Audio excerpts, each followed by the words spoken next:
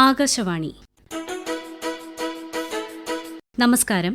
കേന്ദ്ര ബജറ്റ് 2026-27 ആസ്പദമാക്കി ആകാശവാണി തിരുവനന്തപുരം പ്രാദേശിക വാർത്താ വിഭാഗം തയ്യാറാക്കിയ ചർച്ചയുടെ രണ്ടാം ഭാഗത്തിലേക്ക് സ്വാഗതം. ബജറ്റിലെ പുതിയ പ്രഖ്യാപനങ്ങൾ, വകയിരുത്തൽ, GDP തുടങ്ങിയവയെക്കുറിച്ച് സംസാരിക്കുന്നത് സാമ്പത്തിക വിദഗ്ധ പ്രൊഫസർ ഡോക്ടർ മേരി ജോർജാണ്. ഒപ്പം ഞാൻ സോഫിയ ഡാനിയൽ. മാഡം, ടൂറിസം മേഖല ഉൾപ്പെടെയുള്ള മറ്റു മേഖലകൾക്ക് കേന്ദ്ര ബജറ്റിൽ ലഭിച്ച പ്രാധാന്യത്തെക്കുറിച്ച് ഒന്ന് വിശദീകരിക്കാമോ? ടൂറിസത്തിന് വലിയ ഊന്നലാണ് കൊടുത്തിരിക്കുന്നത്. ഇവിടെ സീ പ്ലെയിൻ ഇന്ത്യയിൽ തന്നെ നിർമ്മിക്കാനുള്ള പരിപാടികൾ എന്ന് വെച്ചാൽ ഏത് സംസ്ഥാനത്തിനും സീ പ്ലെയിനിൻ്റെ സഹായത്തോടുകൂടി ടൂറിസം, അതായത് ഹെറിറ്റേജ് ടൂറിസത്തിന് വലിയ ഊന്നൽ കൊടുത്തിരിക്കുന്നു. എന്താണ് ഈ ഹെറിറ്റേജ് ടൂറിസം എന്ന് പറഞ്ഞാൽ, ഇപ്പോൾ ഉദാഹരണത്തിന് റാം ടെമ്പിൾ, അങ്ങോട്ടുള്ള ടൂറിസ്റ്റുകളെ ആകർഷിക്കുക. ഇപ്പോൾ നമ്മൾ കേരളത്തിലേക്ക് വന്നാൽ തന്നെ കേരളത്തിന് ഒന്നും കിട്ടിയില്ല എന്ന് പറഞ്ഞ് കരയുന്നവർ ഓർക്കണം, ഹെറിറ്റേജ് ടൂറിസത്തിൻ്റെ ഏറ്റവും വിളഞ്ഞ മണ്ണാണ് കേരളം. ഉദാഹരണത്തിന് ശബരിമല, അതുപോലെ തന്നെ പത്മനാഭസ്വാമി ടെമ്പിൾ, അതുപോലെ തന്നെയാണ് ഗുരുവായൂർ ടെമ്പിൾ, അതുപോലെ വേറെ എത്ര ടെമ്പിൾ എനിക്ക് തന്നെ ചൂണ്ടിക്കാണിക്കാൻ പറ്റുന്നതുണ്ട്. അങ്ങോട്ടൊക്കെ ടൂറിസ്റ്റുകളെ ആകർഷിക്കാനുള്ള സാധ്യതകളെല്ലാം ഈ ഹെറിറ്റേജ് ടൂറിസത്തിലുണ്ട്. അതുപോലെ നമുക്ക് ഉഡാൻ പദ്ധതി പ്രകാരം ഗവൺമെൻറ് ഓഫ് ഇന്ത്യ തന്നെ കൊണ്ടുവന്നതാണ് സീ പ്ലെയിനിൻ്റെ സഹായത്തോടുകൂടി ടൂറിസ്റ്റുകൾക്ക് സമയം നഷ്ടപ്പെടുത്താതെ വിവിധ ഹെറിറ്റേജ് സെൻറ്റേഴ്സിലോ അല്ലെങ്കിൽ വിവിധ ടൂറിസ്റ്റ് സെൻറ്റേഴ്സിലോ എത്താനും അങ്ങനെ ആസ്വദിക്കാനുമുള്ള സൗകര്യം ഉണ്ടാക്കാൻ വേണ്ടിയാണ് ഉഡാൻ പദ്ധതി കൊണ്ടുവന്നത്. ആ ഉഡാൻ പദ്ധതിയുടെ പ്രോത്സാഹനമാണ് ഇപ്പോൾ see plain. Government of India തന്നെ ഇന്ത്യയിൽ തന്നെ ഡൊമസ്റ്റിക് ആയിട്ട് തന്നെ സീ പ്ലെയിൻ നിർമ്മാണത്തിനുള്ള പ്രാധാന്യം കൊടുത്തിരിക്കുന്നു. അങ്ങനെ ഹെറിറ്റേജ് ടൂറിസത്തിന് വലിയ ഊന്നലാവും കിട്ടുക. അതുപോലെ തന്നെ നോക്കുകയാണെങ്കിൽ റെയിൽ കോറിഡോർ, കേരളത്തിന് റെയിൽ കോറിഡോർ കിട്ടിയിട്ടില്ല എന്ന് പറഞ്ഞ് മലയാളികൾ കരയുകയാണ്. പക്ഷെ നമ്മൾ ഓർക്കണം, ബഹുമാനപ്പെട്ട പ്രധാനമന്ത്രി തിരുവനന്തപുരം കോർപ്പറേഷനിലെ BJPയുടെ വിജയത്തിന് ശേഷം അദ്ദേഹം ഇവിടെ വന്നപ്പോൾ 3 അമൃത് ഭാരത് ട്രെയിനും ഒരു സാധാരണ ട്രെയിനുമാണ് അദ്ദേഹം ഫ്ലാഗ് ഓഫ് ചെയ്തത്. അപ്പോൾ അങ്ങനെ 4 ട്രെയിനുകളാണ് കേരളത്തിന് വേണ്ടി പുതുതായിട്ട് സമർപ്പിച്ചത്. അതിനോടൊപ്പം ഇനി ഞങ്ങളുടെ റാപ്പിഡ് റെയിലും കൂടി ഉടനെ ഡിക്ലെയർ ചെയ്തില്ല എന്ന് പറയുമ്പോൾ മറ്റ് സംസ്ഥാനക്കാരും ഇവിടെ ഉണ്ട്, വേറെ 27 സംസ്ഥാനങ്ങൾ കൂടി ഇന്ത്യയിൽ ഉണ്ട് എന്ന് മനസ്സിലാക്കിക്കൊണ്ട് വേണം ഒരു ഗവൺമെന്റിനെ വിമർശിക്കാനായിട്ട്. ബജറ്റിനകത്ത് തന്നെ ഡിക്ലെയർ ചെയ്തില്ലെങ്കിലും അതിനുവേണ്ടിയുള്ള അടിസ്ഥാന പഠനങ്ങളൊക്കെ ഇപ്പോൾ തന്നെ ഈ ശ്രീധരൻ വഴിയായിട്ട് തുടങ്ങിയിട്ടുണ്ടെന്നാണ് നമുക്ക് മനസ്സിലാക്കാൻ പറ്റുന്നത്. സാധാരണക്കാർക്ക് ഏറ്റവും മിതമായ ചാർജോടുകൂടി ഏറ്റവും സൗകര്യപ്രദമായി യാത്ര ചെയ്യാനുള്ള മാധ്യമമാണ് റെയിൽവേ എന്ന് പറയുന്നത്. 7 റെയിൽ കോറിഡോർ പുതുതായിട്ട് ഉണ്ടാകാൻ പോകുന്നു എന്ന് പറയുമ്പോഴേക്കും വലിയ തോതിലുള്ള ഒരു കുതിച്ചുചാട്ടമാണ് റെയിൽവേ വികസനത്തിൽ ഉണ്ടാകുന്നത്. അത് തീർച്ചയായിട്ടും ഇവിടുത്തെ സാധാരണക്കാരായ പൗരന്മാരെ മുന്നിൽ കണ്ടാണ് എന്നുള്ളതിന് ഒരു സംശയവുമില്ല. അതുപോലെ മറ്റൊരു വളരെ പ്രധാനപ്പെട്ട പ്രത്യേകത ഈ ബജറ്റിലെ ക്യാപിറ്റൽ ഇൻവെസ്റ്റ്മെന്റ്, അതായത് മൂലധന ചെലവിന് കൊടുത്തിരിക്കുന്ന പ്രാധാന്യമാണ്. 12.2 ലക്ഷം കോടിയാണ് മൂലധന ചെലവിന് വേണ്ടി, അതായത് ഇൻഫ്രാസ്ട്രക്ചറിന്റെ നിർമ്മാണത്തിന് വേണ്ടിയിട്ട് മാറ്റിവെച്ചിരിക്കുന്നത്. അപ്പോൾ ഈ ഇൻഫ്രാസ്ട്രക്ചറിന് ഇത്രയധികം ഊന്നൽ കൊടുത്ത് ഈ ഇൻവെസ്റ്റ്മെൻറ്റ് നടത്തുമ്പോൾ ഈ വ്യവസായത്തിൻ്റെയും ജീവിതത്തിൻ്റെയും ഒക്കെ ലോജിസ്റ്റിക് അങ്ങ് മാറി മറയുകയാണ് ചെയ്യുക. ഇങ്ങനെ വ്യവസായത്തിന് വേണ്ടി എങ്ങനെ ഫണ്ട് കണ്ടെത്തും? അതിനുവേണ്ടി അതായത് ഡിസ്ഇൻവെസ്റ്റ്മെൻറ്റ് പോളിസി ബജറ്റിൽ തന്നെ പറയുന്നുണ്ട്. അതായത് അത്യാവശ്യമില്ലാത്ത പൊതുമേഖലാ സ്ഥാപനങ്ങളെ വിറ്റഴിക്കാനുള്ള താല്പര്യമുണ്ട്. പൊതുമേഖലാ സ്ഥാപനങ്ങൾ നഷ്ടത്തിലോടുന്നവയെ താലോലിച്ച് കൊണ്ടുനടന്നാൽ എന്താ സംഭവിക്കുക? നമ്മുടെ രാഷ്ട്രത്തിന് തന്നെയാണ് അതിൻ്റെ നഷ്ടമുണ്ടാവുക. ഒന്നുകിൽ അവർ കോമ്പറ്റീറ്റീവായിട്ട് ലാഭകരമായിട്ട് പ്രവർത്തിക്കുക, അല്ലെങ്കിൽ അവയെ ഡിസ്ഇൻവെസ്റ്റ് ചെയ്ത് പ്രൈവറ്റൈസ് ചെയ്യുക. പിന്നെ PPP മോഡിന്, അതായത് പ്രൈവറ്റ് പബ്ലിക് പാർട്ടിസിപ്പേഷൻ മോഡിന് നല്ല പ്രാധാന്യം ബജറ്റിൽ കൊടുക്കുന്നുണ്ട്.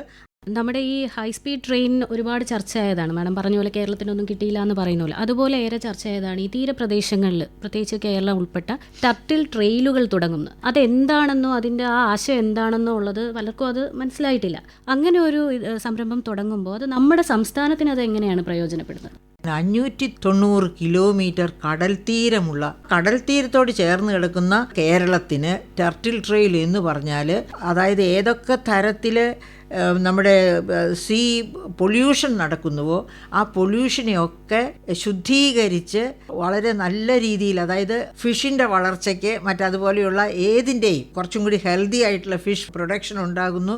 അങ്ങനെ എല്ലാ സൗകര്യങ്ങളും ഉണ്ടാക്കുന്ന ഒന്നാണ് ടർട്ടിൽ ട്രെയിൽ എന്ന് പറയുന്നത്. അത് ഒരു അനുഗ്രഹമായിട്ടാണ് കേരളം കാണേണ്ടത്. അതിനെപ്പറ്റി നമുക്ക് കേരളീയർക്ക് പൊതുവെ വലിയ അറിവില്ലാത്ത ഒരു മേഖല, കേരളീയർക്കെന്നല്ല പൊതുവെ ഇന്ത്യയിൽ തന്നെ വലിയ അറിവില്ലാത്ത ഒരു മേഖലയാണ്. അപ്പോൾ അത് അത് 2-3 സംസ്ഥാനങ്ങൾക്കാണ് ഈ ഒരു സൗകര്യം കൊടുത്തിരിക്കുന്നത്. അതിലൊന്ന് കേരളമാകുന്നു എന്നുള്ളതിൻ്റെ പ്രത്യേകത തന്നെ കേരളം 590 കിലോമീറ്ററോളം സീ കോസ്റ്റുള്ള സംസ്ഥാനമാണ് എന്നത് തന്നെയാണ്. അപ്പോൾ ഇനി നമുക്ക് നോക്കേണ്ടത് കേരളത്തിൻ്റെ കരച്ചിലാണ്. കേരളം എന്താണ് പറയുന്നത്? കേരളത്തിന് ഒന്നും കിട്ടിയില്ലേ? അതായത് തെങ്ങിന്, കശുവണ്ടിക്ക്, കൊക്കോയ്ക്ക് ഒക്കെ നല്ല സഹായമാണ് ഗവൺമെൻറ് വാഗ്ദാനം ചെയ്യുക. അതായത് കാർഷിക മേഖലയ്ക്ക് കൊടുത്തിരിക്കുന്ന സഹായത്തിൽ വളരെ പ്രധാനപ്പെട്ട ഊന്നലുള്ള ഏതാനും വിളകളുടെ പേരാണ് തെങ്ങ്, കശുവണ്ടി, കൊക്കോ. കശുവണ്ടി എവിടെയാണ് കൃഷി ചെയ്യുന്നതെന്ന് എല്ലാവർക്കും അറിയാം. പക്ഷേ ഈ കൊക്കോ എവിടെയാണ് കൃഷി ചെയ്യുന്നതെന്ന് അധികം പേർക്ക് അറിയില്ലായിരിക്കും. വയനാട് ജില്ലയിൽ വളരെ വ്യാപകമായിട്ട് കൃഷി ചെയ്യുന്ന കൊക്കോയാണ് ഈ പറയുന്നത്. അതുകൊണ്ടാണ് സ്വാമിനാഥൻ ഫൗണ്ടേഷൻ്റെ ഓഫീസ് വരെ വയനാട് ജില്ലയിലുള്ളത് എന്ന് ഓർക്കണം നമ്മൾ. അപ്പോൾ ആ കൊക്കോ വിലയൊക്കെ കുറഞ്ഞ് വളരെ താഴേക്ക് കൃഷി പോയി. പക്ഷേ ഇപ്പോൾ കൊക്കോയുടെ പ്രാധാന്യം വീണ്ടും ഇൻഡസ്ട്രിയൽ മേഖലയിലും വർദ്ധിച്ചു വരുന്നു. അങ്ങനെ ആ കൊക്കോ കൃഷിക്ക് വേണ്ട പ്രാധാന്യം. അതുപോലെ തെങ്ങ്, നമുക്കറിയാം തെങ്ങിന് എന്ത് സംഭവിച്ചു എന്ന്. ഏറ്റവും കൂടുതൽ ഏക്കറേജ് ഇന്ത്യയിൽ തെങ്ങ് കൃഷി ചെയ്യുന്ന സംസ്ഥാനമാണ് കേരളം. പക്ഷേ കേരളത്തിൽ പ്രൊഡക്ടിവിറ്റി ഏറ്റവും താഴേക്ക് പോയിരിക്കുന്നു. അതിൻ്റെ പ്രധാനപ്പെട്ട കാരണം എന്ന് പറഞ്ഞാൽ അതിന് വേണ്ട കെമിക്കൽ ഫെർട്ടിലൈസേഴ്സ്, കെമിക്കൽ ഫെർട്ടിലൈസേഴ്സ് അല്ലാതെ മറ്റു തരം ഫെർട്ടിലൈസേഴ്സ് കേരളത്തിൽ കുറവാണ്. അപ്പോൾ ഈ കെമിക്കൽ ഫെർട്ടിലൈസേഴ്സിൽ തന്നെ നൈട്രജൻ, ഫോസ്ഫേറ്റ്, പൊട്ടാസ്യം, ഈ പൊട്ടാസിക് ഫെർട്ടിലൈസേഴ്സ് ആണ് ഏറ്റവും കൂടുതൽ തെങ്ങിന് വേണ്ടത്. ചാമ്പൽ അഥവാ ചാരം എന്ന് പറയുന്നത് പൊട്ടാസിക് ഫെർട്ടിലൈസറാണ്. നമ്മുടെ കൃഷി വകുപ്പ് ഇത്തരം കാര്യങ്ങൾ കർഷകർക്ക് പറഞ്ഞു കൊടുത്താൽ അവർ പ്രൊഡക്ടിവിറ്റി വർദ്ധിപ്പിക്കും. ഈ വർഷം വെളിച്ചെണ്ണയുടെ വില എവിടെ എത്തിയിരുന്നു? 500 രൂപയിൽ കൂടുതലായിരുന്നു 1 കിലോ വെളിച്ചെണ്ണയുടെ വില. എന്ന് വെച്ചാൽ ഏറ്റവും കൂടുതൽ ഏക്കറേജ് തെങ്ങ് കൃഷിയിലുള്ള കേരളത്തിലാണ് ഇങ്ങനെ സംഭവിച്ചത്. അപ്പോൾ അതെന്തുകൊണ്ടാണ്? ആ മേഖലയെ നമ്മൾ വേണ്ട രീതിയിൽ പരിപോഷിപ്പിക്കുന്നില്ല എന്നതുകൊണ്ട് തന്നെ. തെങ്ങിനെ ഉപജീവന മാർഗമായി കാണുന്ന 35 ലക്ഷം പേരുണ്ട് കേരളത്തിൽ. കശുവണ്ടിക്കും ഏകദേശം അത്ര തന്നെ വന്നേക്കും. ഇനി സ്പോർട്സ് സെക്ടർ നോക്കുക. സ്പോർട്സ്, കേരളത്തെ സംബന്ധിച്ച് സ്പോർട്സ് സെക്ടറിന് കൊടുത്തിരിക്കുന്ന ഊന്നൽ, ഇന്ത്യയിലെ ഏറ്റവും നല്ല സ്പോർട്സ് സംസ്ഥാനങ്ങളിൽ ഒന്നാണ് കേരളം. ഇപ്പോഴത്തെ അവസ്ഥ കേരളത്തിലെ സ്പോർട്സിൻ്റെ കാര്യം നിങ്ങൾക്ക് അറിയാമോ?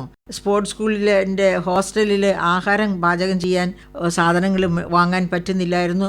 പാചകക്കാർക്ക് പൈസ ശമ്പളം കൊടുക്കാൻ നിവൃത്തിയില്ലാത്ത അവസ്ഥയിലേക്ക് നമ്മുടെ സ്പോർട്സ് സ്കൂളുകൾ താഴ്ന്നു പോയിരുന്നു ധനപ്രതിസന്ധി മൂലം. അപ്പോൾ അങ്ങനെയുള്ള ഒരു സാഹചര്യത്തിലാണ് സ്പോർട്സിന് ഊന്നൽ കൊടുക്കുന്ന ഒരു ബജറ്റ് വന്നിരിക്കുന്നത്. തീർച്ചയായിട്ടും നമ്മുടെ സ്പോർട്സ് കപ്പാസിറ്റി അതുകൊണ്ട് തന്നെ വർദ്ധിക്കുമെന്ന് ഓർക്കാം. ഹെൽത്ത് ടൂറിസം, ആയുഷ് ടൂറിസം, ഈ രണ്ടിനും ആയുഷിന് കൊടുത്തിരിക്കുന്ന പ്രാധാന്യത്തിൽ തന്നെയാണ് ആയുർവേദമൊക്കെ വരുന്നത്. കേരളമാണ് ആയുർവേദത്തിൻ്റെ പിള്ളത്തൊട്ടിൽ. അതുകൊണ്ട് തന്നെ ആയുർവേദ മേഖലയ്ക്ക് കൊടുക്കുന്ന ഏത് ഊന്നലും കേരളത്തിന് കൊടുക്കുന്ന ഊന്നലായിട്ട് തന്നെ നാം കണക്കാക്കേണ്ടിയിരിക്കുന്നു. പിന്നെ അതുപോലെ ടെക്നോളജിക്ക്, ഇന്ത്യയെ ഒരു ടെക്നോളജി ഹബ്ബാക്കി മാറ്റി യങ്സ്റ്റേഴ്സിനെ മുഴുവനും ടെക്നോളജിക്കലി കേപ്പബിൾ ആക്കി മാറ്റുന്ന ഒരു AI ടെക്നോളജി പോലുള്ള ടെക്നോളജിയിലേക്കുള്ള ഒരു കുതിച്ചുചാട്ടം നടത്താനായിട്ട് എല്ലാ ക്യാമ്പസുകളെയും ശക്തിപ്പെടുത്തണം. അതിനുള്ള ഫെസിലിറ്റീസ് വേണം, അതിനുള്ള ഇൻവെസ്റ്റ്മെൻറ്റ് വേണം എന്ന രീതിയിലാണ് ബജറ്റിലെ പ്രഖ്യാപനങ്ങൾ നടത്തിയിരിക്കുന്നത്.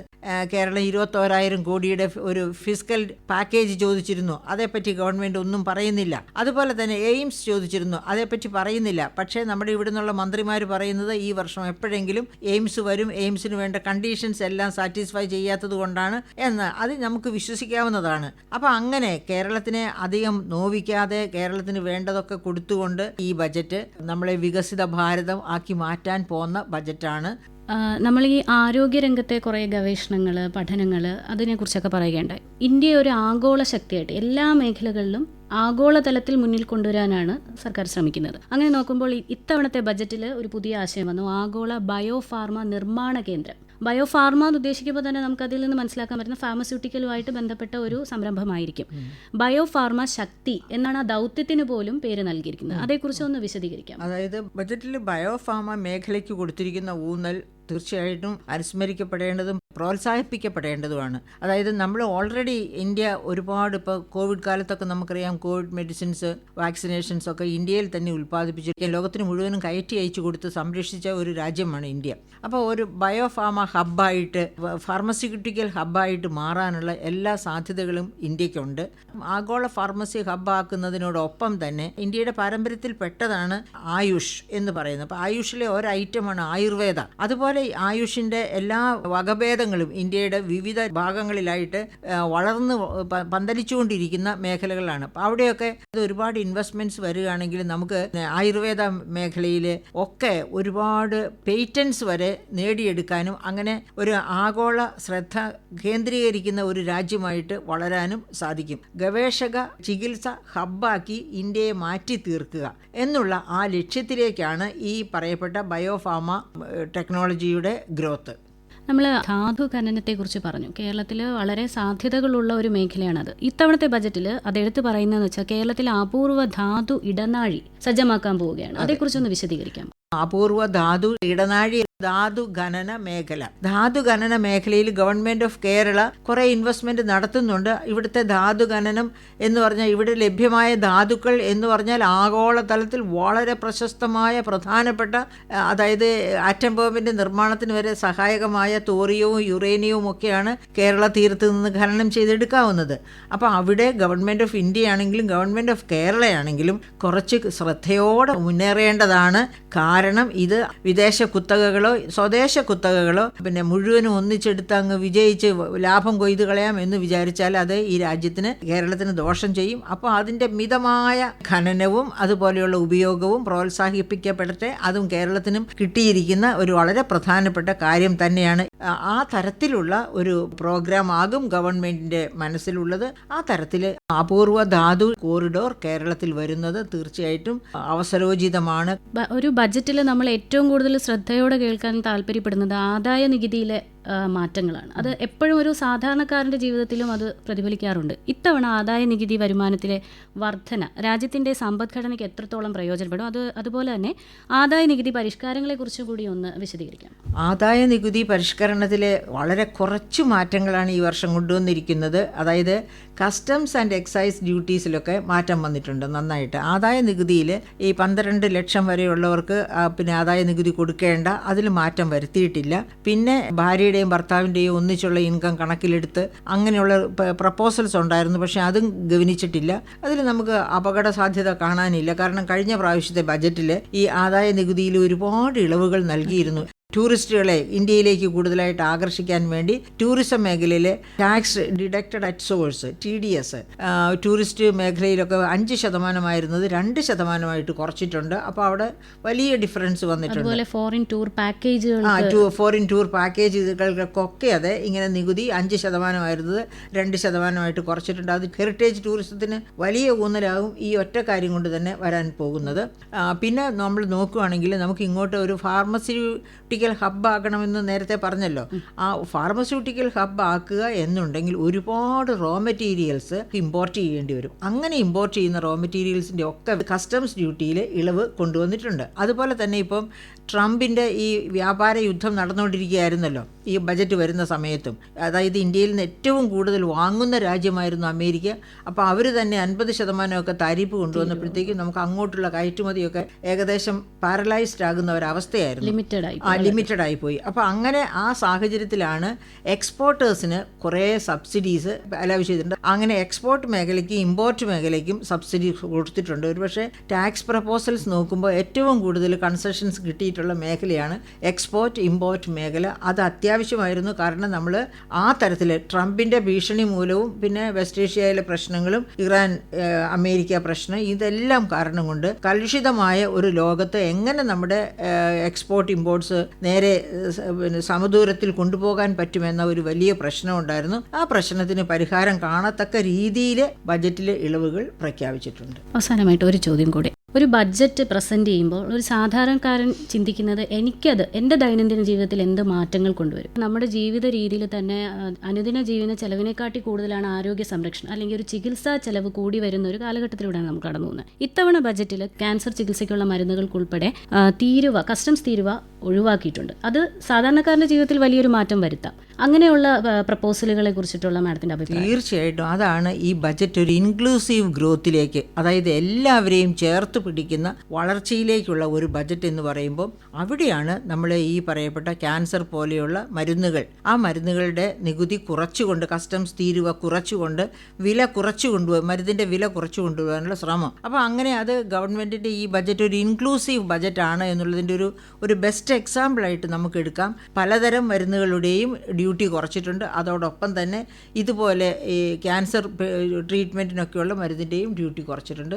കേന്ദ്ര ബജറ്റ് 2026-27 സംബന്ധിച്ച് ആകാശവാണി തിരുവനന്തപുരം പ്രാദേശിക വാർത്താ വിഭാഗം തയ്യാറാക്കിയ പ്രത്യേക ചർച്ച ഇവിടെ സമാപിക്കുകയാണ്. ചർച്ചയിൽ പങ്കെടുത്ത സാമ്പത്തിക വിദഗ്ധ പ്രൊഫസർ ഡോക്ടർ മേരി ജോർജ് മാമിന് വളരെ നന്ദി. ഏകോപനം ലെമി ജി നായർ. നിർവഹണ സഹായം സുധീൻ സൈനുദ്ദീൻ.